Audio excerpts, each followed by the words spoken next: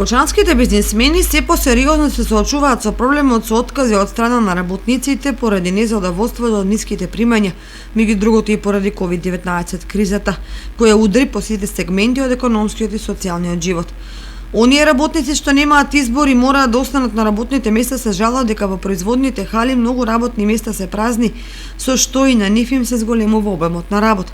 Тоа се случува и во фирми кои на локално ниво па и пошироко до пред известно време котираа мощно високо во делот на висината на исплатени плати и каде обично се чекаше ред за вработување.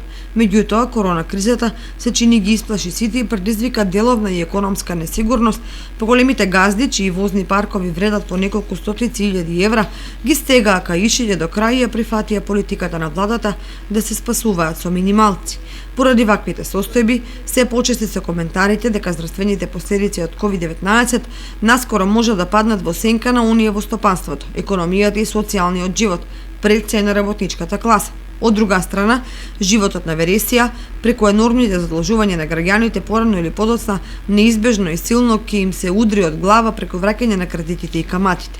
Тоа што светските аналитичари оценуваат дека во пандемијата на зимината топка повеќе ништо нема да биде исто, можеби првенствено ќе се почитува во сиромашните земји и нивните крепки стопанства. Од тие причини, некои погрешни стратегии од минатото, па и сега, со неефектуирањето на расположливите ресурси и потенцијали, само додатно ќе ги влошат состојбите.